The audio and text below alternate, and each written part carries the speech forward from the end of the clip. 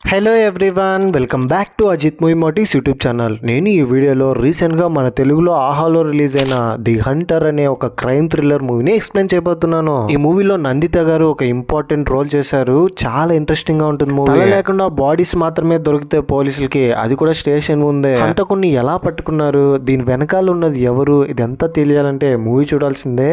మంచి మంచి ట్విస్టులతో చాలా ఎంగేజింగ్ గా ఉంటుంది. క్లైమాక్స్ లో వచ్చే 2 ట్విస్టులు మీరు అసలు ప్రిడిక్ట్ చేయలేరు. నేను కూడా నార్మల్ మూవీనే స్టార్ట్ చేశాను, చూసిన తర్వాతనే చాలా నచ్చింది. ఇంకా ఏ మాత్రం లేట్ చేయకుండా నేనైతే మూవీలోకి వెళ్ళిపోతాను. అంతకంటే ముందు మీకేం చేయాలో తెలుసు కదండి, చిన్న లైక్ అండ్ స్మైల్ తో వీడియో స్టార్ట్ చేసేయండి. Thank you. మూవీ ఓపెన్ అవగానే ది హంటర్ అన్న టైటిల్ కార్డ్ తో కట్ చేస్తే ఒక శవాన్ని కొంతమంది పాతి పెడుతూ ఉన్నారు. ఈ శవం ఎవరిదై ఉంటుందని అందరూ డిస్కస్ చేస్తూ, ఈ డెడ్ బాడీ ఎవరిదో ఎవరికి తెలియదు. డిపార్ట్మెంట్ వాళ్ళు ఈ డెడ్ బాడీని క్లెయిమ్ చేసుకోవడానికి ఎవరు రాకపోయేసరికి పూడ్చిపెట్టమన్నారని డిస్కస్ చేసుకుంటూ ఆ శవాన్ని పాతి పెడతారు. ఆ నెక్స్ట్ డేనే పోలీసులకు ఒక ఏరియాలో ఒక డెడ్ బాడీ కనిపిస్తుంది. ఫేస్ అంతా పూర్తిగా మారిపోయి ఉంటుంది. అలాంటి కండిషన్ లో ఉన్న ఫేస్ ని ఆ ఏరియా ఎస్ఐ మొహం ఎవరిదై ఉంటుందని తెలుసుకోవడం కోసం వాళ్ళ కానిస్టేబుల్స్ తో మాట్లాడి శివాని పిలిపిస్తారు. ఈ మూవీలో హీరో పేరు శివ. ఫేస్ ఎలా డ్యామేజ్ అయినా సరే ముందు ఎలా ఉన్నారో అలాగా బొమ్మలు గీసేవాడు. అండ్ క్రైమ్ కేసులకు సంబంధించి రిపోర్ట్స్ కూడా రాసేవాడు. శివ ఎప్పుడు ఆ ఏరియా ఎస్ఐ రాఘవకి హెల్ప్ చేస్తూ ఉంటాడు. శివ ఇంకా బాడీ దగ్గరికి వెళ్ళిన తర్వాత ఆ బాడీ కండిని చూసి శివానే ఆశ్చర్యపోతాడు. అలా మారిపోయి ఉంటుంది ఆ అమ్మాయి ఫేస్. వెంటనే ఒక పేపర్ తీసుకుని ఈ అమ్మాయి ఫోటోని బొమ్మ గీచిస్తాడు. వెంటనే పోలీసులు ఇన్వెస్టిగేషన్ స్టార్ట్ చేస్తారు ఆ అమ్మాయి ఎవరో కనుక్కోవడానికి. ఆ తర్వాత శివ గురించి చెప్పాలంటే, ఒకప్పుడు శివకి గర్ల్ ఫ్రెండ్ ఉంటుంది. ఇంతకు ముందు ఒక ఫిలిం కి అసిస్టెంట్ డైరెక్టర్ గా వర్క్ చేస్తుంటాడు. అందులో ఉన్న ఫిమేల్ అసిస్టెంట్ తో ప్రేమలో పడతాడు. అప్పటి నుంచే ఆ అమ్మాయి వెంటపడడం, చివరికి ఆ అమ్మాయి కూడా శివ ప్రేమను అర్థం చేసుకుని శివాని పెళ్లి చేసుకుంటుంది. ఇద్దరు ప్రేమించుకుని పెళ్లి చేసుకున్న తర్వాత కొద్ది రోజులకి శివ భార్య చనిపోతుంది ఒక యాక్సిడెంట్ లో. అప్పటి నుంచి శివ తన భార్యనే తలుచుకుంటూ ఇంకో పెళ్లి చేసుకోకుండా ఒంటరిగా మిగిలిపోతాడు. ఆ యాక్సిడెంట్ లో శివకు కూడా దెబ్బలు తగిలిండడంతో అప్పుడప్పుడు అతనికి ఏం గుర్తుండదు. ఒక 30 to 1 minute పాటు కట్ చేస్తే ఇంకోవైపు శ్మశానంలో పాతి పెట్టిన శవాన్ని త్రవ్వి మరి ఎవరో ఒకతను, ఇప్పుడు మీరు స్క్రీన్ మీద చూస్తున్నారు కదా, ఇందులో తీసుకెళ్తాడు.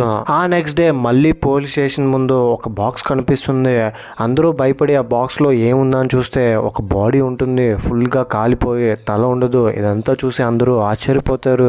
ఆ ఏరియాలో బ్రేకింగ్ న్యూస్ గా మారుతుంది. ఎస్ఐ రాఘవ పోస్ట్ మార్టం పంపించిన తర్వాత అతను ఒక ముస్లిం అని తెలుస్తుంది. అతను ప్రైవేట్ పార్ట్ కి సున్ని చేసింటారు. ఆ తర్వాత రాఘవ శివాని కూడా అక్కడికి పిలిపించి, నాకు ఈ కేసులో ఏం చేయాలో అర్థం కావట్లేదు, నీకు ఏదైనా లీడ్స్ దొరుకుతుందా అని వెళ్ళి బాడీని చూడమంటే శివ చేతికి గ్లౌజ్ వేసుకుని లోపలి వెళ్ళి బాడీని చూసొస్తాడు. చంపిన వాడెవడో ఎందుకని అన్ని పార్ట్లు విడివిడిగా వేశాడు. అందులోనూ ఒక బాక్స్ తీసుకొచ్చి ఏకంగా స్టేషన్ ముందే పెట్టాలి, నాకెందుకో చంపుతున్నవాడు మీతో ఏదో కమ్యూనికేట్ అయ్యేటట్టున్నాడని చెప్తాడు. అలాగే కొన్ని రోజులు గడుస్తుంది. ఈ కేసు సాల్వ్ అవ్వదు. దాంతో ఎస్ఐ రాఘవ మళ్ళీ శివాని పిలిపించి, బాడీని కలెక్ట్ చేసుకోవడానికి కూడా ఎవరూ రాలేదు, అసలు ఈ అమ్మాయి నిజంగానే ఉండింటుందా అంటే, నేను వేసిన స్కెచ్ ఇంతవరకు ఎప్పుడు రాంగ్ అవ్వలేదు, ఈ అమ్మాయి ఎక్కడో ఉండింటుంది, మేబీ ఎవరికి తెలియదేమో ఈ అమ్మాయి చనిపోయిన విషయం అని, నేను చూస్తాను సార్ మీరు కంగారు పడకండి అని చెప్తాడు. ఆ రోజు సాయంత్రం రాఘవ శివాకి ఫోన్ చేసి, చూడు శివ, ఇక నుంచి ఈ కేసుకి నీకు ఎటువంటి సంబంధం లేదు, ఈ కేసు గురించి మర్చిపోని ఫోన్ కట్ చేస్తాడు. ఆ నెక్స్ట్ డే నుంచి రాఘవ కనిపించడు, మిస్ అవుతాడు. 2 రోజులు అయినప్పటికీ ఎస్ఐ రాఘవ కనిపించకపోవడంతో ఆ ఏరియాకి కొత్త ఎస్ఐగా ఒక లేడీ వస్తుంది. తన పేరు అతిథి. ఈ కేసుని టేకప్ చేసి ఇన్వెస్టిగేషన్ చేస్తుంది. అసలు ఎస్ఐ రాఘవకి ఈ కేసుకి ఏంటి సంబంధం, ఎందుకని అతను మిస్ అయ్యాడు, అతను చివరిగా ఎవరితో మాట్లాడాడో అతని ఫోన్ నెంబర్ ట్రేస్ చేయండి. ఇంతవరకు రాఘవ కాంప్లికేటెడ్ కేసెస్ అన్ని డీల్ చేశాడని చెప్పారు కదా, ఆ కేసులన్నీ ఏంటో నాకు ఇప్పుడే తెలియాలి, ఫైల్స్ అన్ని తీసుకురండి అని చెప్తుంది కానిస్టేబుల్స్ తో. వెంటనే రాఘవ గురించి, అతను డీల్ చేసిన కేసుల గురించి అన్నిటినీ తెలుసుకుంటుంది. రాఘవ చివరిగా మాట్లాడిన వ్యక్తి శివానే. ఈ శివ ఎవరు అని అంటే, రాఘవకి శివ హెల్ప్ చేస్తూ ఉంటాడు మేడం ఇలాంటి కేసుల విషయంలో, మంచి స్కెచ్ ఆర్టిస్ట్ కూడా అని చెప్పగానే శివాని కలవడానికి అతిథి వెళ్తుంది. అతిథి వెళ్ళిన తర్వాత శివ అతిథిని చూసి కొన్ని ఫైల్స్ని చూపిస్తే ఫొటోస్ చూపించి, మనకు దొరికిన బాడీస్ అన్నీ ఒక్కరిదేని అనుకుంటున్నాం, ఒక్కొక్క పార్ట్ ఒక్కొక్క ప్లేస్లో లో దొరికింది కదా, కానీ నిజానికి ఇది వేరు బాడీకి సంబంధించిన బాడీ పార్ట్స్, ఇవి చనిపోయింది ముగ్గురు కూడా అయిండొచ్చు అని చెప్తాడు. దాంతో అతిథి, అవును రాఘవ చివరిగా నీతోనే కదా మాట్లాడాడు, ఏం చెప్పాడనంటే ఆయన ఈ కేసు నన్ను వదిలేమన్నాడు, దీని గురించి ఆలోచించకని చెప్పాడని చెప్తాడు. సర్లే, నా స్టైల్లో నేను ఇన్వెస్టిగేషన్ చేస్తాను, ఇక మీదట ఎప్పుడు పిలిచినా నువ్వు స్టేషన్కి రావాలని శివాతో చెప్పి అక్కడ నుంచి స్టేషన్కి వచ్చేస్తుంది అతిథి. స్టేషన్కి వచ్చిన తర్వాత కానిస్టేబుల్ భాస్కర్తో మాట్లాడి ఇలాంటి డెడ్ బాడీస్ మన ఏరియాలో ఇంకే స్టేషన్లో అయినా ఉన్నాయా చెక్ చేయండి అని అంటే కలెక్ట్ చేసుకోకుండా ఉన్నవి. అందులో ఒక ఏరియాలో శ్మశానంలో నుంచి ఒక అమ్మాయి డెడ్ బాడీ కనిపించట్లేదని కంప్లైంట్ వచ్చిందని చెప్తాడు. అండ్ శివ గీసిన ఒక అమ్మాయి మొహం ఒక కేసుకి మ్యాచ్ అవడంతో కానిస్టేబుల్ భాస్కర్ ఈ విషయాన్ని అతిథితో చెప్తాడు. ఇంకోవైపు కిల్లర్ తీసుకెళ్లిన అమ్మాయితో మాస్క్ వేసుకొని ఇంటిమేట్ అవుతాడు. ఏంటి అజిత్ శవంతోనానంటే అవును. శివ పోలీస్ స్టేషన్కి వచ్చి అతిథి దగ్గర, మేడం మార్చరీ వ్యాన్స్ అన్నిటిని మనం అబ్జర్వ్ చేయాలి, ముఖ్యంగా డ్రైవర్లను పిలిచి వాళ్ళని ఏదైనా అడిగితే డీటెయిల్స్ తెలియచ్చు కదా అని అంటే అందరినీ పిలిచి ఎంక్వైరీ చేస్తారు. అందులో ఒక అతను, నేను ఆ రోజు డ్యూటీకి వెళ్ళలేదు, పార్ట్ టైం గా ఒక డ్రైవర్ కావాలని వాట్సాప్ గ్రూప్ లో పెడితే ఒక అతను వచ్చి నా వెహికల్ తీసుకొని డ్రైవ్ చేశాడు, బండిని నడిపిన తర్వాత ఇదిగో ఈ మాస్క్ బండిలోనే పెట్టి వెళ్ళిపోయాడు, ఆ తర్వాత నాతో గొడవ పడి తీసుకెళ్లిపోయాడని ఆ మాస్క్ చూపించి చెప్తాడు. దాంతో ఖచ్చితంగా కిల్లర్ అదే వ్యక్తిని, ఖచ్చితంగా కిల్లర్ అతనేనని శివ అండ్ అతిథి ఇద్దరు ఫిక్స్ అవుతారు. అతని గురించి డీటెయిల్స్ కనుక్కుంటే అతని పేరు కైలాసం అని తెలుస్తుంది. ఇప్పుడు కూడా కైలాసం ఒక ఏరియాలో ఒక శవాన్ని పాతి పెట్టి వాళ్ళందరూ వెళ్తుంటే అక్కడికి వెళ్ళి శవాన్ని తీసుకెళ్ళడానికి వెహికల్ తీసుకొస్తాడు. ఇదంతా పోలీసు వాళ్ళు తెలుసుకుని అతిథి శివ వీళ్ళందరూ ఫాలో అవుతారు కైలాసం ఒక ఇంట్లోకి వెళ్ళి దాక్కుని ఉంటే అతిథి ఇంటి లోపల దూరి రూమ్ లోకి వెళ్ళి అతన్ని పట్టుకుంటుంది. పాయింట్ బ్లాక్ లో గన్ పెట్టి చూస్తే పక్కన ఆడవాళ్ళ శవాలు ఉంటాయి. ఆ శవాన్ని అందంగా తయారు చేసింటాడు. వెంటనే అతిథి నుంచి ఎలాగోలాగా అతిథిని కొట్టి పారిపోతూ ఉంటే శివ కైలాసాన్ని పట్టుకోవడానికి వెనకాలే పరిగెత్తుతాడు. కైలాసం ఇంకా ఆల్మోస్ట్ శివ పట్టుకునే టైంలోనే శివ అన్కాన్షియస్ లోకి వెళ్ళిపోతాడు. సడన్ గా అతనికి ఏం జరిగిందో ఏం గుర్తుండదు. ఒక 1 మినిట్ పాటు దాంతో అతను తప్పించుకొని పారిపోతాడు. అతిథి వాళ్ళు వచ్చేసరికి కైలాసం వెళ్ళిపోయారు మేడం అని చెప్తాడు. అదే టైంలోనే అతిథికి పక్క ఏరియా స్టేషన్ నుంచి ఎస్ఐ చంద్ర అనే ఒక ఆమె, మాకు కూడా ఒక బాక్స్లో డెడ్ బాడీ దొరికింది, అది కూడా బాడీ లేకుండా తల మాత్రమే దొరికిందని చెప్తుంది. ఏంటి తల అని అతిథి షాక్ అవుతుంది. వెంటనే అతిథి శివ వీళ్ళందరూ వెళ్ళి ఆ తలని చూసి యాజ్ యూజువల్ శివ బొమ్మని డ్రాయింగ్ వేస్తే ఆ బొమ్మ కైలాసం ఉంటుంది. కైలాసం ఏంటి శివ, వీడి బొమ్మ నువ్వెందుకు వేస్తున్నావు అంటే ఖచ్చితంగా ఈ తల వాడిది అని చెప్తాడు. దీని ద్వారా వీళ్ళకి అర్థమయ్యేది ఏంటంటే ఇందులో కైలాసం మాత్రమే ఉండడు, కైలాసం వెనకాల ఇంకొక పెద్ద తలకాయ ఉంది, వాడే ఎక్కడ దొరికిపోతాడేమో అని కైలాసం కూడా అదే ప్యాటర్న్ లో చంపేసి తల గిఫ్ట్ గా పంపించాడని అర్థమవుతుంది వీళ్ళకి. ఇంతటితో ఇంటర్వెల్. సెకండ్ హాఫ్ లోకి వెళ్ళిపోయే ముందు మీకు కనుక ఎక్స్ప్లెనేషన్ నచ్చితే మరిన్ని ఇలాంటి కైండ్ ఆఫ్ ఎక్స్ప్లెనేషన్ వీడియోస్ కోసం మన ఛానల్ని సబ్స్క్రైబ్ చేసి బెల్ ఐకాన్ క్లిక్ చేసేయండి. Thank you. Second half open అవగానే ఎస్ఐ అతిథికి ఈ కేసు ఇంకా సాల్వ్ అవ్వకపోవడంతో వాళ్ళ పై అధికారి ఫోన్ చేసి, ఏంటమ్మా ఇంకా కేసు సాల్వ్ అవ్వలేదా, వారం రోజులు టైం తీసుకో, వారం రోజుల్లో సాల్వ్ అవ్వకపోతే ఈ కేసుని సిబిఐ వాళ్ళకి హ్యాండ్ ఓవర్ చేయాల్సి ఉంటుందని ఫోన్ కట్ చేస్తాడు. తన మీద కోపంతో ఈ శివ ఎవడు, శివ గురించి ఎందుకని టీవీ ఛానల్స్ వాళ్ళు చెప్తున్నారని అంటాడు. బేసిక్ గా శివ ఒక స్కెచ్ ఆర్టిస్ట్, హెల్ప్ చేయడానికి ఇక్కడ ఉన్నాడు సార్ అని చెప్పి త్వరలోనే ఈ కేసుని క్లోజ్ చేస్తానని చెప్తుంది ఇంకో 1 వీక్ లో. వెంటనే అతిథి శివ కాల్ చేసి అర్జెంట్ గా కలవాలని చెప్పి డిపార్ట్మెంట్ నుంచి హై ప్రెజర్ అయిపోయింది, ఖచ్చితంగా కిల్లర్ ని మనం కనుక్కోవాలి. అవును, నీ నుంచి కైలాష్ ఎలా తప్పించుకొని వెళ్ళాడనంటే చాలా స్ట్రెస్ అవుతాయి, నా కళ్ళు కనిపించకుండా పోతాయి, నాకు యాక్సిడెంట్ అయినప్పటి నుంచి ఈ ప్రాబ్లం ఉంది, ఒక 1 మినిట్ పాటు నాకు చుట్టూ ఏం జరుగుతుందో కూడా నాకు గుర్తుండదు అని చెప్తాడు. ఆ టైంలోనే కైలాష్ పారిపోయాడని. ఇప్పటి వరకు మనకున్న ఇన్ఫర్మేషన్ ప్రకారం డెడ్ బాడీస్ అన్నిటినీ తీసుకెళ్ళింది కైలాసమే అయిండాలి. కైలాసం తల కూడా మనకు బాక్స్ లోనే దొరికింది. ఎక్కడ కైలాసం దొరికితే అతను కూడా దొరికిపోతాడేమో అని ఇంకొక అతను కైలాసం కూడా అదే ప్యాటర్న్ లో చంపేశాడు. ఇందులో ఇన్వాల్వ్ అయినది ఇంకెవరో ఉన్నారు మేడం అని చెప్తాడు. ఆ తర్వాత అతిథి ఒంటరిగా ఇన్వెస్టిగేషన్ చేసిన తర్వాత శివాని ఇంకోసారి స్టేషన్కి రావద్దని కానిస్టేబుల్ భాస్కర్తో చెప్పి పంపిస్తుంది. భాస్కర్ వెళ్ళి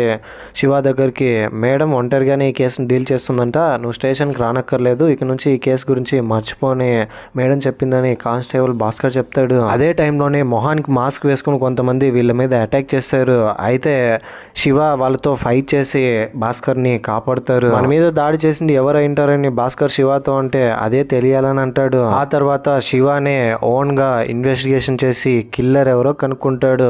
నెక్స్ట్ డే అతిథికి ఫోన్ చేసి నేను మిమ్మల్ని రేపు వచ్చి కలుస్తానని, అతిథి దగ్గరికి వెళ్ళి ఈ కేసుని నేను సాల్వ్ చేస్తానని ఒక ఫైల్ ఇచ్చి చదువుకోమంటాడు. ఆ ఫైల్ చదవగానే ఫ్లాష్ బ్యాక్ ని చూపిస్తారు. ఫ్లాష్ బ్యాక్ లో కల్కి అనే ఒక ఆమె ఈ క్యారెక్టర్ ని నందిత గారు ప్లే చేసింటారు.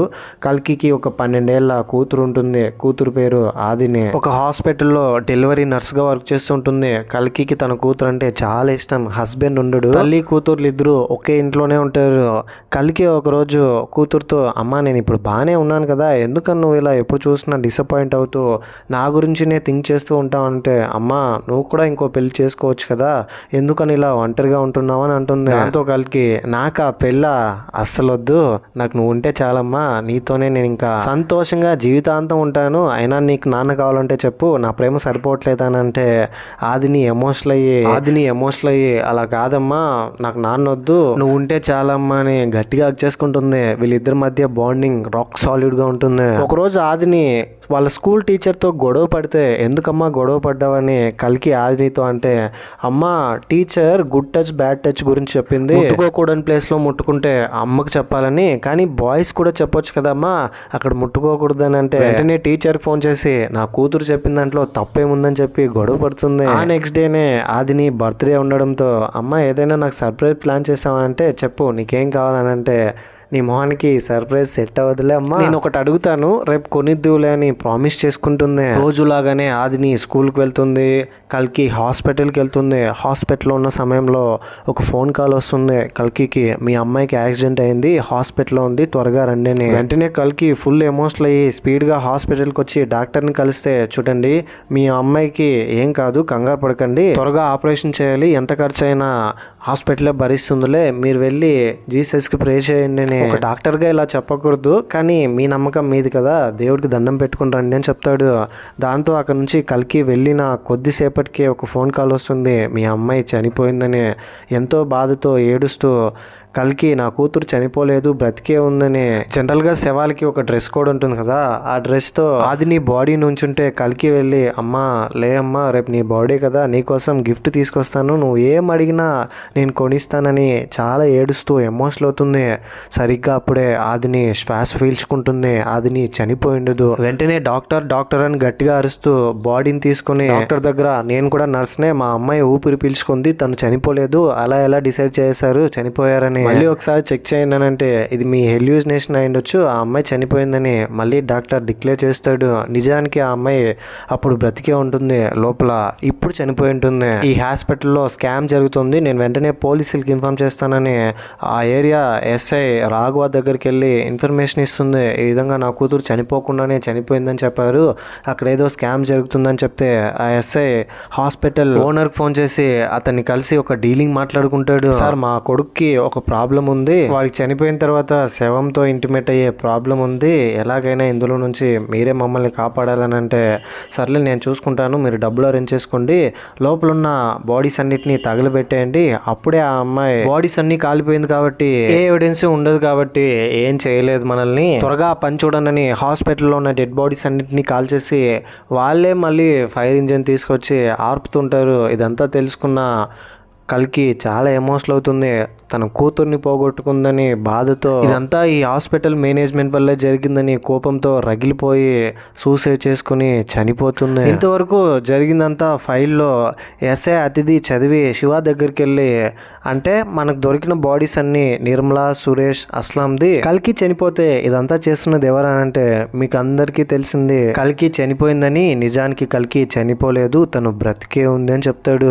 నిజానికి కల్కి సూసైడ్ చేసుకున్నట్టు అందరినీ నమ్మించి ఆవిడ బ్రతికుండి ఆవిడ కూతురు చావు కారణమైనటువంటి వాళ్ళందరినీ ఒక్కొక్కరుగా కిడ్నాప్ చేసి చంపుండాలి. నెక్స్ట్ టార్గెట్ హాస్పిటల్ ఓనర్ అయినటువంటి డీన్ కొడుకు అశ్వంతే అయిండొచ్చు, అండ్ మన కానిస్టేబుల్ భాస్కర్ కూడా అయిండొచ్చు. కల్కి ఫోటో అందరికి పంపించి కల్కిని వెతకమంటాడు. ఇక్కడే రివీల్ అయ్యే ఇంకోటి ఇష్ట ఏంటంటే కానిస్టేబుల్ భాస్కర్ కల్కికి హెల్ప్ చేస్తుంటాడు. ఇందులో ఎస్ఐ రాఘవ కూడా ఇన్వాల్వ్ అయినాడని కల్కి దగ్గరికి వెళ్ళి భాస్కర్ అమ్మ ఇదమ్మా జరుగుతున్నది, ఇంకా వాళ్ళు నేను చేయలేం సంతకం పెట్టానంటే కల్కి చాలా బాధపడుతూ ఇలాంటి వాళ్ళని ఏదైనా చేయాలంటే నాకు మీరు హెల్ప్ చేయాలి, కేవలం నా కూతురుకు మాత్రమే జరగలేదు చాలా మందికి ఇలా జరిగింది, చనిపోయిన తర్వాత ఇలా చేస్తే అది తప్పు అవ్వకుండా ఎలా అవుతుందని హాస్పిటల్ ఓనర్ డీన్ కొడుకు అశ్వంత్ ఉంటాడు కదా, అశ్వంత్ కూడా డెడ్ బాడీస్ తో ఇంటిమేట్ అవడంతో పాటు ఆ కైలాసం కూడా ఇంటిమేట్ అయ్యేవాడు, ఇద్దరు కలిసి పని చేసేవాళ్ళు. ఇదంతా చూసి వాళ్ళ ఊరికే వదిలిపెట్టకూడదని కల్కి, కానిస్టేబుల్ భాస్కర్ వీళ్ళందరూ చేరి సేమ్ కైలాసం లాగానే అతనుకున్న వెహికల్ లాగానే ఒక వెహికల్ ని రెడీ చేయించి అతను కిడ్నాప్ చేసినట్టుగానే, ఒకవేళ అక్కడ ఉన్న సీసీటీవీ కెమెరాని రాఘవ చెక్ చేసి బండిని చూసి కైలాసం చేసింటాడని అనుకుంటాడు కాబట్టి ఇందులో ఇన్వాల్వ్ అయిన వాళ్ళందరినీ ఒక్కొక్కరిని చంపేసి రివెంజ్ తీసుకుంటున్న సమయంలో రాఘవ ఇందులో భాస్కర్ కూడా ఇన్వాల్వ్ అయి ఉన్నాడని తెలుసుకుంటాడు. భాస్కర్ గురించి నిజం తెలుసుకున్న తర్వాత రాఘవ మీద అటాక్ చేసి రాఘవని చంపేస్తారు వీళ్ళు. రాఘవ తల కూడా ఒక బాక్స్ లో దొరుకుతుంది. నెక్స్ట్ డే పోలీసులకి వీళ్ళే పంపించుంటారు. ఇదంతా భాస్కర్ ఎవరికి తెలియకుండా మేనేజ్ చేస్తూ ఉంటాడు, అతిథి పక్కనే ఉంటూ. ఇక్కడే రివీల్ అయ్యే ట్విస్ట్ ఏంటంటే ఎస్ఐ రాఘవని చంపేటప్పుడు రాఘవని కిడ్నాప్ చేసి తీసుకెళ్ళినప్పుడు నందిత దగ్గరికి శివ వెళ్ళింటాడు. కల్కి జరిగిందంతా శివతో చెప్తే శివ కూడా ఎమోషనల్ అయ్యి రాఘవని చంపేస్తాడు, అతనే కోపం వచ్చి ఇలాంటి వాళ్ళకి ఇలాగే జరగాలని. కానీ ఈ విషయాన్ని ప్రజెంట్ లో ఎస్ఐ అతిథి దగ్గర చెప్పడు. ఇంకో విషయం ఏంటంటే ఎస్ఐ రాఘవని చంపేటప్పుడు రాఘవని కాపాడడానికి హాస్పిటల్ ఓనర్ అయినటువంటి డీన్ కొడుకు అశ్వంత్ వస్తాడు. అశ్వంత్ను కూడా కోపం వచ్చి శివ చంపేస్తాడు. తర్వాత బాడీని ఎవరు కలెక్ట్ చేసుకోలేదని రాజేంద్రన్ మొహం గీయకుండా వేరొక బొమ్మ గీసి బాడీని ఎవరు కలెక్ట్ చేసుకోలేదని ఆఫీసర్స్ తో చెప్పి బాడీని పాతి పెట్టేస్తాడు. మూవీ మొదట్లో ఒక బాడీని పాతి పెడుతూ ఉంటారు కదా, ఆ బాడీ వీళ్ళదే. ఇప్పుడు అశ్వంత్ తల దొరుకుతుంది వీళ్ళకి, ఎస్ఐ అతిథికి. ఎస్ఐ అతిథి బొమ్మ గీయమంటే అశ్వంత్ బొమ్మ గీస్తాడు, ఇది వాడిదే, అతను కూడా చనిపోయాడని చెప్తాడు. ఆ తర్వాత శివ దగ్గర వాళ్ళ ఫ్రెండ్, ఒరే ఇదంతా నీకెందుకురా, ఎందుకని ఇదంతా చేస్తున్నావు అని అంటే మనకు ఒక నిజం తెలుస్తుంది. శివ ఒకప్పుడు పెళ్లి చేసుకున్న తర్వాత యాక్సిడెంట్ లో భార్య చనిపోయి ఉంటుంది కదా, ఆ యాక్సిడెంట్ జరిగేటప్పుడు కల్కి కూతురు ఆదిని అక్కడే ఉంటుంది. ఇన్ఫాక్ట్ తననే వీళ్ళు గుద్దేసింటారు కారులో. ఆదిని అండ్ శివ భార్య కూడా చనిపోయి ఉంటుంది. ఆదినికి చేసినట్టుగానే శివ భార్య డెడ్ బాడీ అని కూడా చూడకుండా హాస్పిటల్లో దారుణంగా అలా చేసింటారు. ఇది తెలుసుకున్న శివ దాన్ని పర్సనల్ గా తీసుకుని ఎవరికి తెలియకుండా ఇన్వెస్టిగేషన్ చేసింటాడు తన స్టైల్లో. జరిగిందంతా ఎస్ఐ అతిథి అర్థం చేసుకుని మీడియా వాళ్ళ ముందు మొత్తం చెప్తుంది. ఆ హాస్పిటల్లో జరిగే స్కామ్స్ అన్ని బయటపడుతుంది. చనిపోయిన వాళ్ళ శరీరం బయట ప్రపంచానికి ఒక మృతదేహం మాత్రమే, కానీ కన్న వాళ్ళకి చాలా పవిత్రమైనది. పుట్టేటప్పుడు ఎలా పుట్టారో వెళ్ళిపోయేటప్పుడు కూడా అలాగే పవిత్రంగా పంపించాలనుకుంటారు. అలాంటి శవాల మీద కూడా క్రూర మృగాల్లా పడే మానవత్వం లేని వ్యక్తులకి కఠినమైన శిక్షలు పడేలా చూడాలి, అందుకు తగిన చట్టాలు కూడా తీసుకురావాలన్న వాయిస్ ఓవర్ తో ఈ మూవీ ఎండ్ అయిపోతుంది. ఈ మూవీపై మీ ఒపీనియన్ ఏంటి, నా ఎక్స్ప్లెనేషన్ మీకు ఎలా అనిపించింది అనే దాన్ని ఏదో ఒకటి కింద కమెంట్ బాక్స్ లో తప్పకుండా నాతో షేర్ చేసుకోండి. కన్ఫ్యూజ్ అవ్వద్దండి, కల్కి కూతురు చనిపోయింది, అందుకారణం హాస్పిటల్ మేనేజ్మెంట్ వాళ్ళందరినీ అనఫిషియల్ గా తను చనిపోయిందని ప్రపంచాన్ని నమ్మించి కల్కి తన రివెంజ్ని తీర్చుకుంది. ఇందుకు మూవీలో మన హీరో అయినటువంటి శివ కూడా హెల్ప్ చేస్తాడు, ఎందుకంటే అతని భార్య కూడా బాధితురాలే కాబట్టి. మీకు ఎవరికైనా అర్థం కాకపోతే మళ్ళీ ఒకసారి ఫస్ట్ నుంచి వినండి, క్లియర్ గా అర్థమవుతుంది. ఇలాంటి కైండ్ ఆఫ్ మరిన్ని మూవీస్ అండ్ ఎక్స్ప్లెనేషన్ వీడియోస్ కోసం మన ఛానల్ని సబ్స్క్రైబ్ చేసి బెల్ ఐకాన్ క్లిక్ చేసేయండి. చాలా మంది మన వీడియోస్ చూస్తున్నారు కానీ సబ్స్క్రైబ్ చేసుకోవట్లా. మీకు గనక నా ఎక్స్ప్లెనేషన్ నచ్చితే ప్లీజ్ ట్రై టు సబ్స్క్రైబ్. ఇంకో ఇంట్రెస్టింగ్ మూవీ ఎక్స్ప్లెనేషన్ వీడియోతో మీ ముందుంటాను. అంతవరకు సేఫ్గా ఉండండి, నవ్వుతూ ఉండండి, నవ్విస్తూ ఉండండి. Thank you. జై హింద్.